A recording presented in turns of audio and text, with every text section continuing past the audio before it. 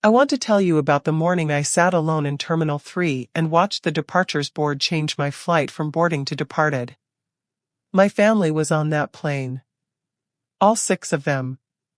My son Derek, his wife Paula, their 3 children, and my daughter Christine, who had flown in from Vancouver specifically for this trip. A family holiday to Portugal, 2 weeks, a villa with a pool, the first family holiday we had taken together in 11 years. They had left without me. Not because of a miscommunication. Not because of a misunderstanding. They had left because Paula had decided, at the check-in queue, that my presence on this holiday was no longer convenient. And Derek, my son, my firstborn, the boy I had raised alone for 6 years before I met his stepfather, had let her. I sat in a plastic airport chair with my suitcase beside me and my boarding pass in my hand, and I thought, so this is what it has come to. And then the woman sitting next to me, a complete stranger, looked at my face and said, "Excuse me. Are you all right?" My name is Vera. I am 70 years old. And what that stranger did next is something I will never stop being grateful for. Let me tell you about the woman who was sitting in that airport chair. I am Vera Louise Chambers.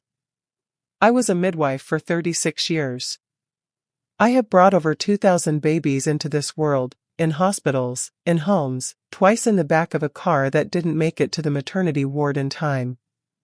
I have held hands through the worst pain and the best moments a human body can produce. I am not a woman who frightens easily. I raised Derek alone from the age of 2 until he was 8, after his father left for a woman he had met at a work conference and decided not to come back. I worked night shifts. I asked my mother to sleep over on the nights I couldn't be home. I made sure Derek never once felt the shape of what was missing. When I married Frank, a gentle, steady man who worked in insurance and made the best roast potatoes I have ever eaten, Derek was 8 years old and accepted him with the easy grace that children sometimes show when the right person arrives. Frank and I had Christine together, and the 4 of us were, for many years, genuinely happy. Frank died 4 years ago. A quick death, which was merciful, a massive stroke, here one evening and gone by morning. I held his hand at the end. I told him everything I needed to tell him. I have no unfinished business with Frank, and I am grateful for that every day. After Frank died, things shifted. Christine, who had always been the more attentive child, lived far away in Vancouver. Derek lived 40 minutes from me. Derek's wife Paula had, over the years, established herself as the central organizer of Derek's life, his schedule, his friendships, his relationship with me. Paula was not a cruel woman. She was simply a woman who found me inconvenient. I was too present, too opinionated, too likely to notice when things weren't right and to say so. Paula preferred a version of me that appeared at Christmas, admired everything, and left promptly. The Portugal trip had been Christine's idea, a way to bring the family together after Frank's death, a celebration of being alive and connected. She had planned it for 8 months. She had paid for my flight herself. She had not anticipated Paula. We met at the airport at 5:30 in the morning. Derek, Paula, their 3 children, Lily aged 12, Sam aged 9, and baby Rosie who was 18 months and had my Frank's eyes. Christine, glowing with the excitement of someone who has planned something for 8 months and can finally see it happening. And me, with my sensible suitcase and my good walking shoes and the Portuguese phrasebook I had been studying for 6 weeks. The first 2 hours were fine. We checked in together. We went through security together. We found the gate together and sat in the departure lounge eating expensive airport croissants while the children ran circuits around the seating area. Then Rosie needed changing. Paula asked me to hold the changing bag while she took Rosie to the bathroom. I held the bag. Rosie came back clean and happy and grabbed my finger with her whole fist the way babies do, and I felt that familiar overwhelming thing that grandchildren produce in grandmothers, that absolute, irrational, complete love. That was when Paula said it. She said it quietly, just to Derek, but I was close enough to hear. She said, "I can't do 2 weeks of this, Derek. She's going to comment on everything I do with the children.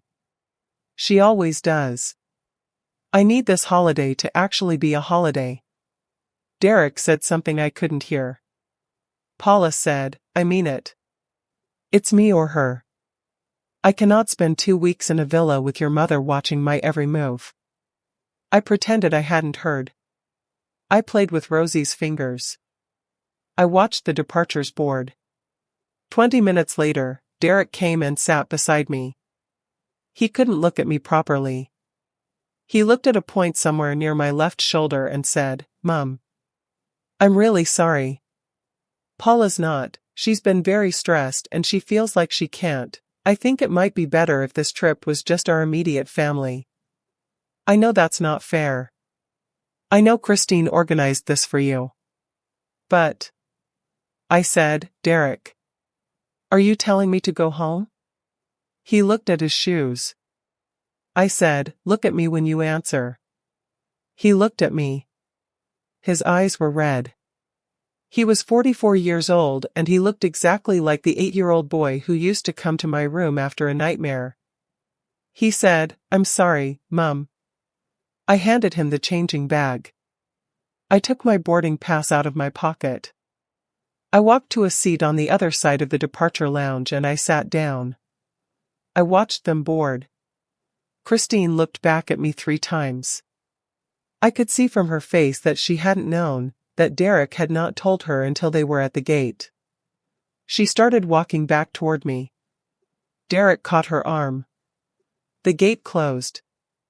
The board changed from boarding to departed. I sat in the plastic chair with my suitcase beside me and my boarding pass in my hand and I thought, so this is what it has come to. Her name was Adiz. She was 41 years old, a pediatric surgeon traveling to a conference in Lisbon, and she had been sitting 3 seats away from me for the past 40 minutes, reading a medical journal and, as she told me later, watching everything unfold with increasing disbelief. When she said, "Excuse me, are you all right?" she had already closed her journal and turned to face me fully, in the way that doctors do when they have decided someone needs attention. I looked at this stranger, this woman I had never seen before in my life, and something gave way. I said, "My family just boarded without me. My son's wife decided I wasn't welcome on the holiday." My son agreed. Adiz was quiet for a moment. Then she said, "How long have you been sitting here?" "About 20 minutes, I said. She said, "Would you like some tea?" "I think better with tea." We found a cafe. Adiz bought 2 cups of tea and a slice of lemon cake she said I needed even if I didn't want it. She was right, I didn't want it and I needed it. I told her everything. The whole story. Frank's death. Paula's years of quiet exclusion. Christine's 8 months of planning. Derek's face at the gate. She listened the way good doctors listen, completely, without interrupting, without offering solutions before the problem was fully stated. When I finished she said, "Vera, you were a midwife for 36 years. "Yes," I said. "You spent 36 years making sure other people's most important moments were safe and supported." "Yes," I said. She leaned forward and said, "Then you of all people know that sometimes the most important thing you can do is show up. Even when nobody sent for you. Especially then." I looked at her. She said, "My flight to Lisbon boards in 40 minutes. There are almost certainly seats available. Portugal is not a large country. The villa they are going to is somewhere you also have a right to be." I stared at her for a long moment. Then I said, "I'll need to check the seat availability." Adiz smiled and pulled out her phone. "Already looking," she said. There were seats on Adiz's flight.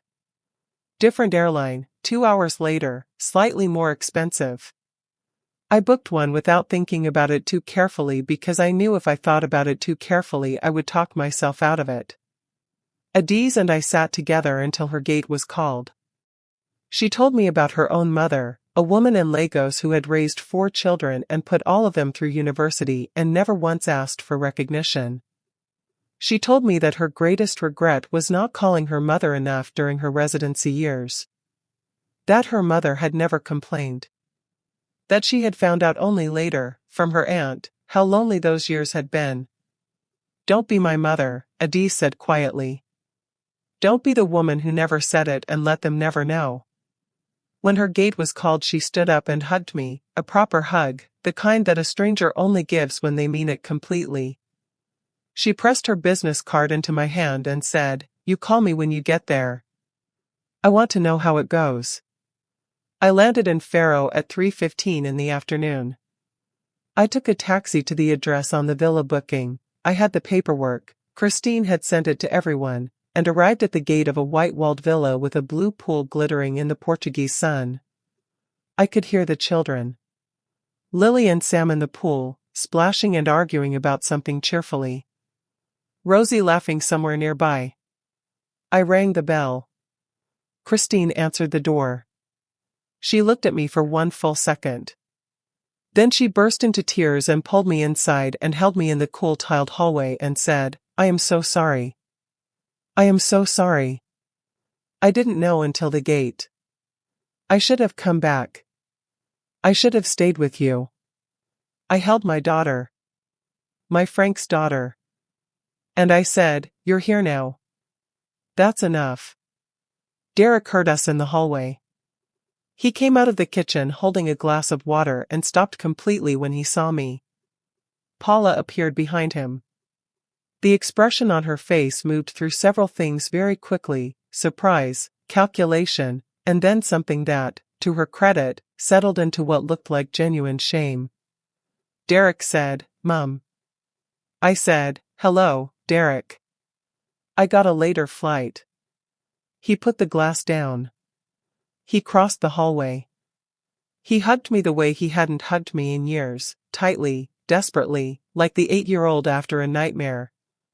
He said into my shoulder, "I'm sorry. I'm so sorry. I don't know why I should never have." I said, "Derek. We will talk. Properly. But not today. Today I want to see Rosie and I want a glass of cold water and I want to sit by that pool." He pulled back. He nodded. I looked at Paula. Paula said, "And I will give her credit for this, Vera. I owe you an apology. A real one. Not today if you don't want it today. But I owe you one." I said, "I'll hear it when you're ready to mean it." She nodded. Rosie came toddling in from the garden at that moment, Frank's eyes wide and bright, and launched herself at my knees with complete confidence that I would catch her. I caught her. I always catch her. I stayed for both weeks. The first 3 days were careful and slightly formal in the way that things are after something honest has happened. But children do not do careful and formal for long, and Lily and Sam and Rosie had no interest in the adult atmosphere. They wanted their grandmother in the pool and at the dinner table and reading stories at bedtime, and so that is where I was. Paula and I had our conversation on the 4th evening, sitting on the terrace after the children were in bed. She told me things I hadn't known, about her own mother, who had been controlling in ways that had left marks. About how sometimes when she looked at me she saw echoes of things that weren't there. About how she knew that wasn't fair and hadn't known how to stop it. I told her things too. About how I had learned, as a midwife, that the people in the room during the most important moments needed to feel trusted. That I had never meant to hover or judge, that I had simply loved her children with the particular ferocity of a grandmother and hadn't always managed the volume of it. We did not become best friends. But we became honest. And honest is worth more than friendly, in my experience. On the last evening I called Adiz. She answered immediately.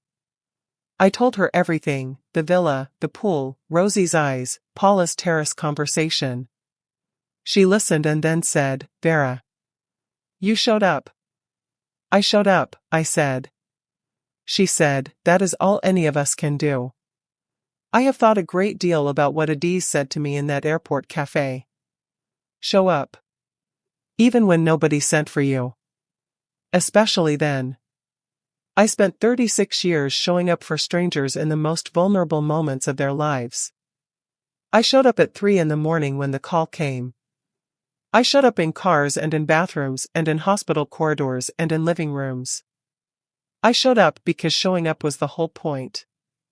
And yet when it came to my own family, when it came to my own right to be present and wanted and included, I had spent years shrinking. Making myself smaller. Telling myself that Paula's discomfort was more important than my belonging. That keeping the peace was worth the cost of my own dignity. The airport taught me something I should have known already. You do not earn your place in your family by making yourself convenient. You belong there because you are theirs and they are yours, and that is not a negotiable condition that someone else's wife gets to revoke at a departure gate. Show up. Book the later flight if you have to. Ring the bell. Let them catch you catching the baby. You belong there. You have always belonged there. If Vera's story moved you, please give this video a like and subscribe. We share powerful mother stories every single week. Share this with someone who needs to hear it today. And tell me in the comments, would you have booked that later flight? Or would you have gone home? Every answer is valid. I want to hear yours.